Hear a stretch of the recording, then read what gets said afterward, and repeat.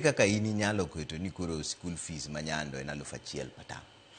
Chutho kamane 1,000 ochakore e Kenya ka ne en Kiharu constituency.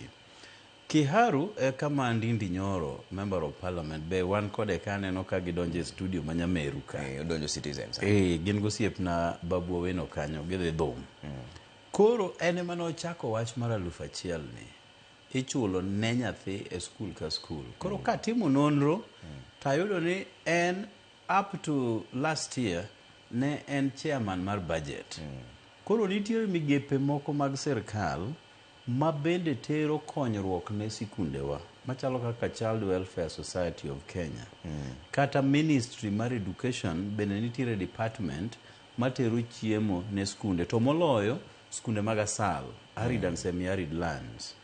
Koro kadhi anono most ayudo ni kuonde mane otere pesa kaka chairman mar budget to dhi e migawogo, to migawogo konye tero chiemo e sikundege. Koro nako ni an bende an mana MP ka Ndindi Nyoro kata ok an chairman mar budget kamano. Migepego dhane matiye, migepego dhane moloso. Nadhi maloso kodgi, ma kwayogi. Ni kopogore gi Kiharu, Nyando bende is a hardship area. In fact, kanyocho tim reclassification mag hardship areas. Nyando nyocho oketi kaka hardship area. Magima notimore marach ni jomoko noringo dhi e doho mondo chung Nyando gi kuonde mamoko manobedo reclassified mondo kik bed gazetted mondi.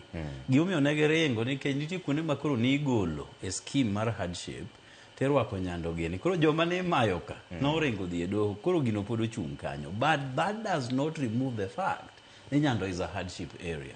Koro kana dhi awuoyo gi jogo to ne gibedo persuaded. Kaita wuoyo gosiepna Honorable Mbadi, minister mochung ne pesa, mabe maoro pesa kuondego.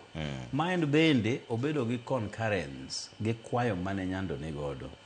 Koro samane wadonje tam mar 3 higa mokalo, kochakore dwe mar 9, to migawo no tero nwa chiemo Nyando mane wan gi bando moromo, oganda moromo, alayo moromo, michele kaachiel kod mo michiedo godo. Koro noter e skunde wate 39 mag day schools. Ne okwamiyo mag boarding, nikech boarding betije tek ji chulo te. To koro kane waseyudo chiemo, to nwakoni koro nikech ma e lunch program. By the way, kata kanyi neno circular manyo Ministry of Education ogolo. Nyoge wacho niya, sirkal ne day schools chulo 23,000. Of course, en 22 gi 100 moko. But in 23,000 madhi ne nyathi ka nyathi e skunde wa mag day schools. Kaito giketo the second category. Kagi sendiko ni free, en free. Somo mar day schools en free.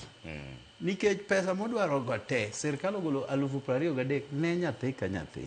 Whether odhi ok odhi, mano is a different ball game. Of course, nyose dhi. Nitie manyo Mbadi ose release manyose dhi. Manyo minister cha bendo confirm Migosi Ogamba. Koro nwaneno niya, the free secondary education ma government offer ni component machendo en lunch. Koro ne gikelo gimoro kacha ni lunch program. Ema jonyuol chulo. Inyalo paro osiepna Professor Magoha chunye onind gi kwe. No wacho niya, ka nyathi onge fees mar day school, odhi ochiem dala oduogo som nikech school en free. Koro gima ji chulo en lunch program. Mae gima dwani ler ne jopiny maber ni